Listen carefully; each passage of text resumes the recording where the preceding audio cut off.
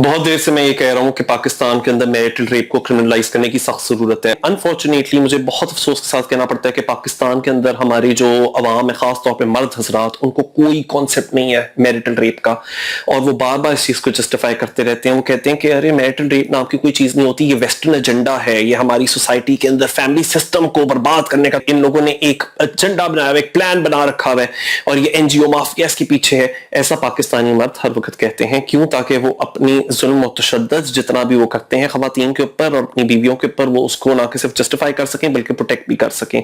तो इसीलिए मैं कहता हूं कि अगर 21वीं सदी में भी 2025 अब तो 26 आने वाला है, अगर हमें अभी भी एहसास नहीं हो रहा इस चीज का कि even a wife can say no to her husband, तो देन आई डोंट थिंक कि we can call ourselves a civilised society. Lahore high court में जस्टिस तारिक सलीम शेख के सामने केस लगा, जिसके अंदर दरअसल खावंद आए थे अदालत में, और उन्होंने एक कंप्लेन की थी कि जी मेरे खिलाफ जो एफआईआर काटी गई है सेक्शन 376 के तहत, कि जी मेरे ऊपर पनिशमेंट आयद की गई है अपनी वाइफ को रेप करने के लिए, उसको मुस्तरद किया जाए, उस डिसीजन को कैंसिल किया जाए।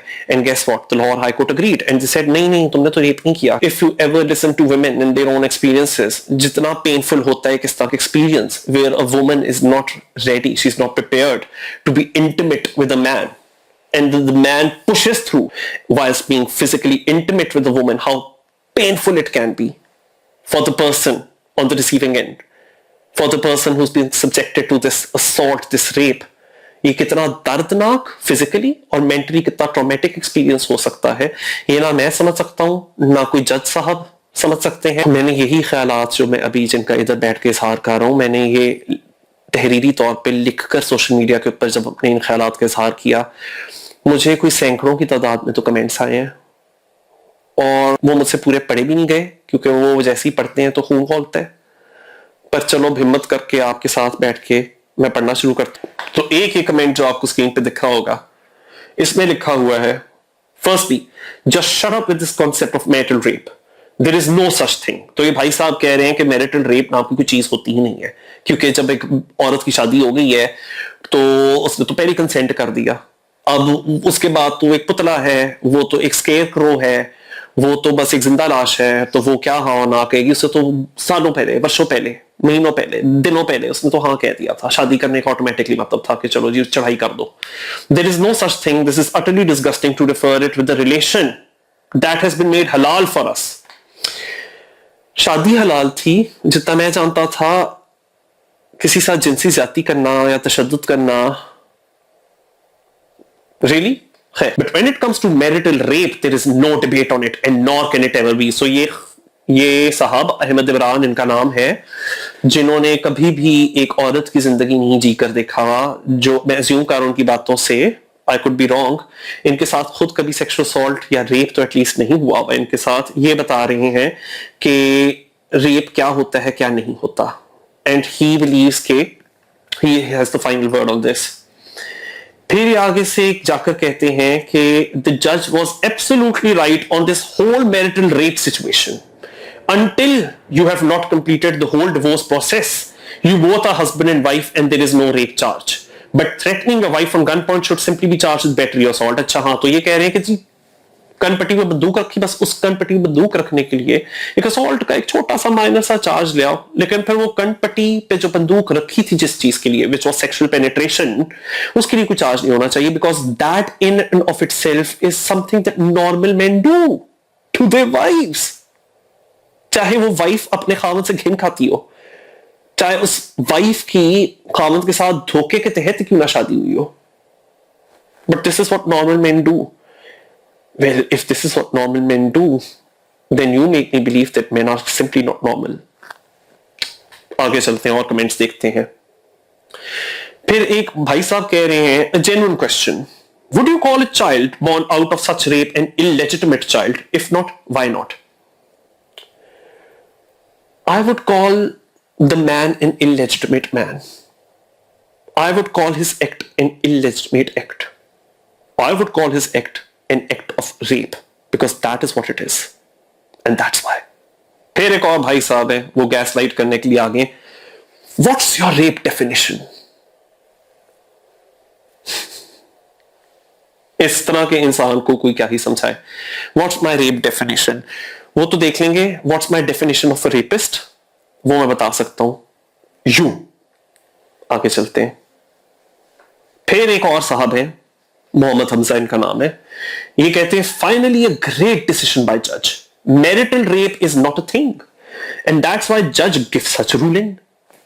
तो ये वही कह रहे हैं, वही वाली थकी हारी बात कि जी मैरिटल रेप नाम की तो कोई चीज ही नहीं होती, क्योंकि शादी के अंदर जब वो तुम्हारी बीवी है तो तुम अपनी बीवी का रेप कर कैसे सकते हो। अच्छा, इनकी ये वाली मेंटेलिटी है। फिर अब्दुल सत्तार नाम के साहब आ जाते हैं, जिनकी कुछ बड़ी अजीब सी प्रोफाइल है। पता नहीं कोई किसी की पेंट के अंदर झांक के देखा है इस प्रोफाइल पिक्चर में, आप लोगों को स्क्रीन पे शायद दिख रहा होगा। If forceful sex after marriage is crime sin, then not allowing sex after marriage is also crime sin. वाह वाह, भाई साहब ने क्या कमाल के मेंटल जिम्नास्टिक्स लड़ा दी हैं। ये कह रहे हैं कि वो बीवी जो शादीशुदा होकर अपने खावंद को ना कह देती है, जो अपने खावंद को मना कर देती है सेक्सुअल रिलेशन से, वो भी तो क्राइम और सिन कमिट कर रही है। तो विक्टिम ब्लेमिंग तो एक और चीज थी, लेकिन ये तो विक्टिम ब्लेमिंग के भी बाप और दादा के लेवल के ऊपर जाकर पहुंच चुके हुए हैं कि कितना जुल्म, कितना अत्याचार हो रहा है बेचारे आदमी के साथ, कि एक ही चीज के लिए तो आदमी ने शादी की थी, क्योंकि भाई वो तो इंसान के साथ थोड़ी शादी कर रहा था, वो तो एक पुतले के साथ, एक जिंदा लाश के साथ शादी कर रहा था। और जिंदा लाश का एक ही काम था सिर्फ कि जब उस खामद का दिल कर रहा हो, whenever he is up to it, जब भी वो जरा थोड़े गर्म हो जाए तो उनकी गर्मी को ठंड करने के लिए, उसको ठंड डालने के लिए, तब वो आगे से वो जिंदा लाश होगी, उसके पास जाएंगे। और जिंदा लाश ने ना कैसे कह दिया, जिंदा लाश ने बोलना कैसे सीख लिया, ये इंसान की मेंटेलिटी है। तो जिंदा लाश ने तो बहुत बड़ा क्राइम कमिट कर दिया, उनको तो जेल में होना चाहिए, नहीं उनको तो फांसी लगनी चाहिए। सो ये भाई साहब कह रहे हैं कि rape victim, marital rape victim कह लो, रेप विक्टिम कह लो, एक ही बात है, फर्क क्या है। एक रेप विक्टिम अगर ना कह रही है रेपिस्ट को तो वो बहुत बड़ा क्राइम कमिट कर रही है। इन साहब के बकौल उसको जेल में होना चाहिए या फांसी पे होना चाहिए। Why we don't punish women, हाय बेचारा मेनिनिस्ट, इसको अपने मेन राइट्स चाहिए। ये मेल राइट्स एक्टिविस्ट है कि एक औरत जब कहती है कि she does not want to be raped, इस तरह की औरत को क्यों नहीं पनिश किया जाता। This is what this man is saying. वाह अब्दुल सत्तार भाई, ये है अब्दुल सत्तार भाई, इनसे मिलिए। Why double standards? If a woman steals from husband's pocket, should she be sent to jail? Should her hands be chopped off? Wait, in China, after stealing, we can shoot too. Why theft immunity? ये बात marital rape से शुरू हुई थी, China में पहुंच गई, पता नहीं क्या, इनको खुद भी नहीं पता ये क्या कह रहे हैं। और जितना इनको पता है वो कह रहे हैं, और क्या कह रहे हैं, कहीं ना कहीं ये भी इस बात से वाकिफ है, इनकी ज़हनियत एक रेपिस्ट वाली है। इनसे बचा के रखो भाई। इनके साथ अगर एक ही छत के अंदर कोई भी औरत या कोई भी लड़की रहती है, I am sorry but she is living under a constant source of threat 24/7। आगे ये मेरी एक पोस्ट है जिसमें मैंने बड़ा खुल के लिखा है, just because she is married to you does not mean that you don't need her consent, marital rape is still rape.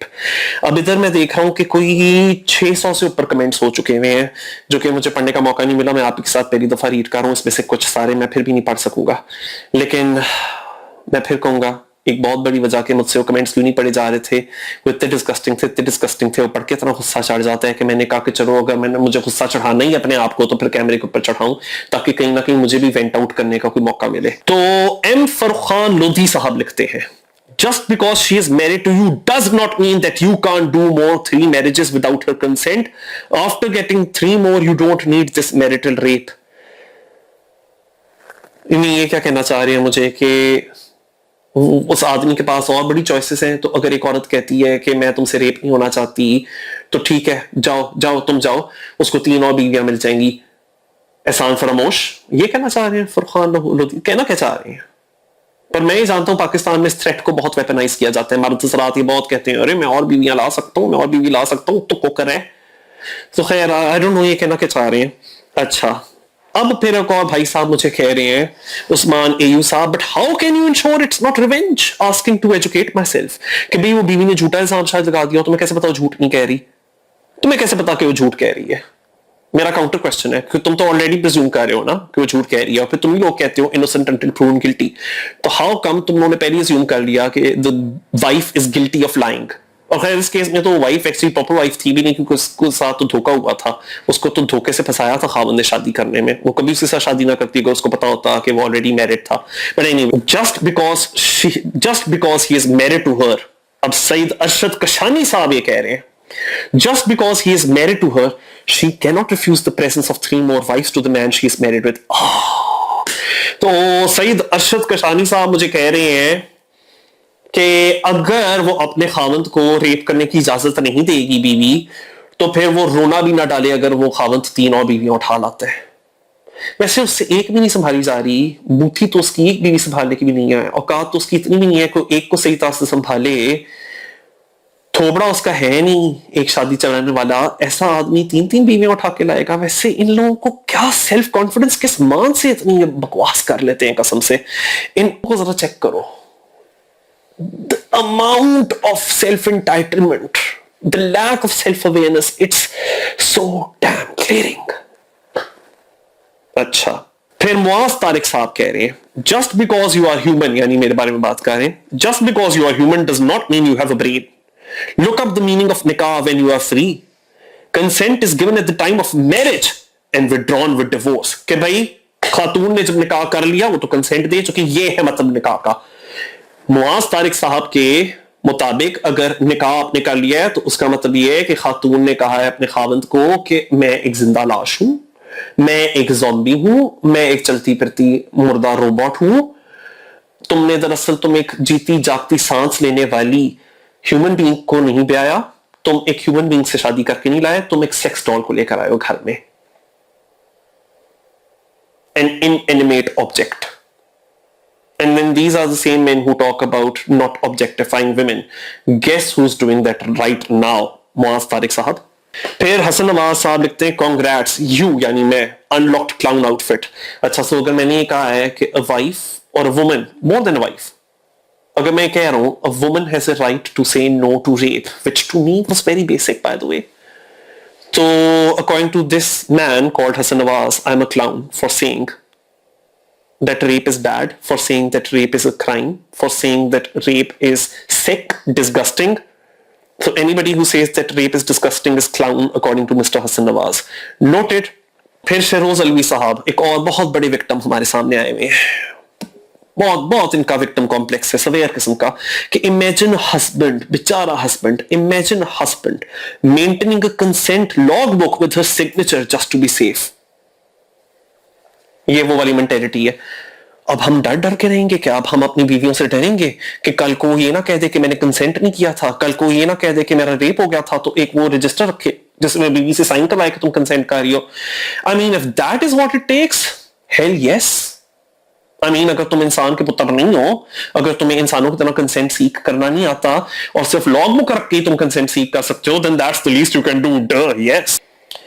Mohammad Uwais साहब कह रहे हैं, she can't refuse in marriage, क्योंकि ये उसके ऊपर ऑब्लिगेटरी है। ये साहब मुझे क्या कहना चाह रहे हैं?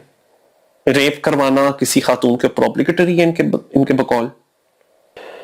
फिर एक और साहब लिख रहे हैं, मन इनकलाबी कि हमें इस चीज की परमिशन है, बीवियों का कंसेंट नेसेसरी नहीं है क्योंकि ये तो बीवी के ऊपर अहकामात है। सो ये साहब भी कह रहे हैं कि एक बीवी इनके लिए एक सेक्स डॉल से ज्यादा कुछ नहीं है, और actually as a sex doll उसके ऊपर ये ऑब्लिगेटरी है कि जब भी खावंद उसके साथ कुछ करना चाहता है, no matter how much she is resisting it. So for example, चाहे वो हट्टी कट्टी है या चाहे वो मर रही है टर्मिनल कैंसर से, या उसको बहुत स्ट्रॉन्ग फ्लू हुआ हुआ है, या उस बेचारी को टीबी हुआ हुआ है, बस उसने हमेशा खावंद के आगे सर तस्लीम खम, क्योंकि उसके ऊपर तो ये चीज वाजिब है कि भाई तुमने हमेशा एक सेक्स डॉल की तरह पड़े रहना है, और वो जब भी चढ़ाई करना चाहता है तो you have to be welcoming towards him. फिर एक अवान मलिक साहब हैं, वो कहते हैं, just because he is married to you doesn't mean he is automatically supposed to pay for your bills. Awan Malik साहब ने एक बड़ी अहम बात, इधर बड़ी एक संगीन बात कही है, बड़ी नाजुक सूरत हाल हो गई है। अवान मलिक साहब कह रहे हैं कि जस्ट बिकॉज उस आदमी ने एक औरत से शादी की है डजंट मीन कि उसने उस औरत के बिल पे करने हैं। तो खबीस इंसानों, तुम लोग अगर नहीं खर्चा उठा सकते बीवियों का, शादी क्यों करते हो फिर? क्योंकि अगर तुम लोगों को पता है तुम नहीं खर्चे उठाना चाहते या नहीं उठा सकते, अगर तुम लोग ये जानते हो कि तुम लोग बिल्स नहीं किसी के अदा कर सकते या तुम लोग नहीं करना चाहते, तो फिर तुम लोगों को लगता है कि अगर तुम बिल पे कर रहे हो तो उसका पे बैक सिर्फ यही हो सकता है कि तुम अपनी बीवी के साथ रेप कर सको? This is your twisted notion of marital obligations. This is what marriage means to you, and this is the price you think a woman must pay अगर उसका खावंद उसके बिल्स पे कर रहा है कि वो रेप के लिए हमेशा अवेलेबल हो. तुम लोगों को घिना नहीं चाहिए अपनी सोच के ऊपर. लानत है तुम लोगों की इस घटिया सोच पे. अगर इतनी तंग आ गए, इतनी अगर तंग आ गए बिल पे कर करके तो इस पिदरशाही निजाम के खिलाफ खड़े हो जाओ. कहो इस पिदरशाही निजाम को कि सिर्फ मर्द के ऊपर खर्चे का क्यों तुम लोग बोझ डालते हो.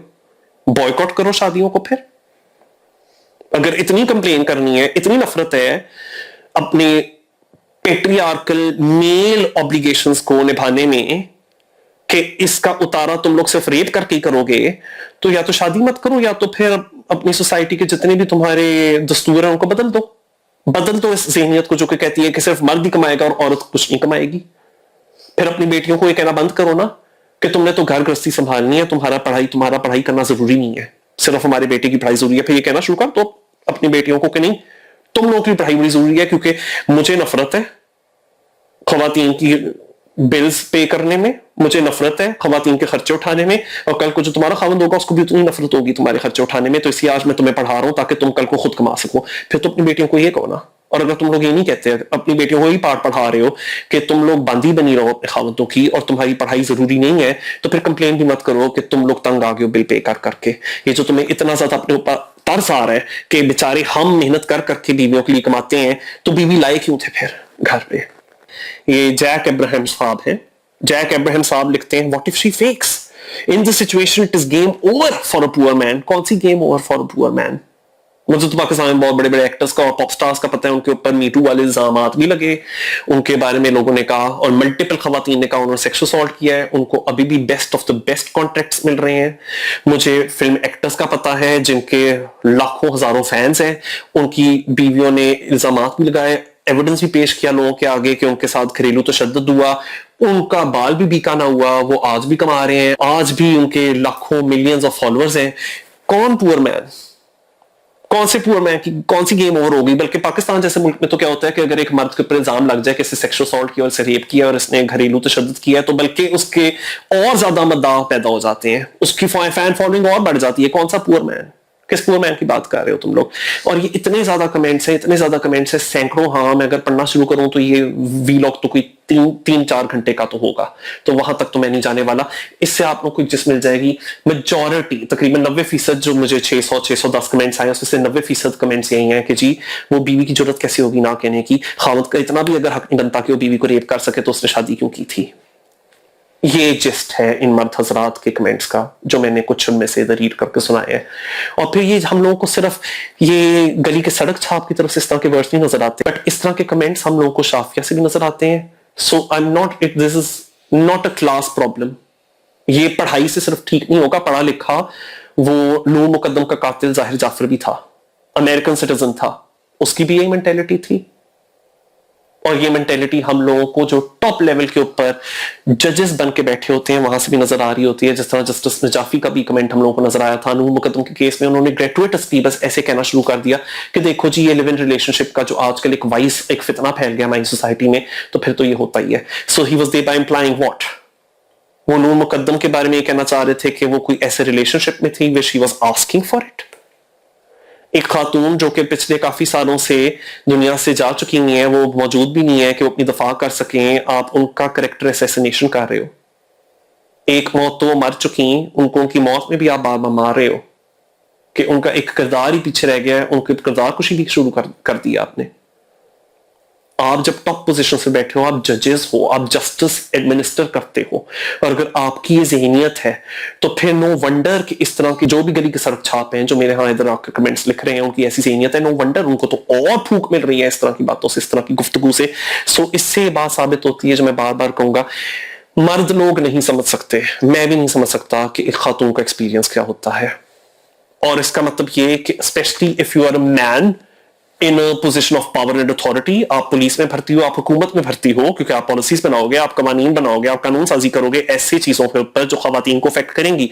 या अगर आप एक जज साहब हो तो आपकी कोई ट्रेनिंग होनी चाहिए of having at least the minimal standards of sensitization towards issues like race, like ethnicity, like minority status and gender. और उससे भी बेहतर, we really need more female judges, and we need them to be exclusively allocated to benches which specifically deal with issues which pertain to women and women alone. I think we've had enough of men mansplaining what women should do, what women should not do, when a woman's rights have been violated, when a woman's rights have not been violated, what amounts to gender-based violence and what does not amount to gender-based violence. I think we've heard a lot from very privileged men. I think it's about time women should be dealing with women's issues without any interference of men who have up until now for centuries ensured that women's voices are kept excluded and eliminated from the mainstream. That's the food for thought.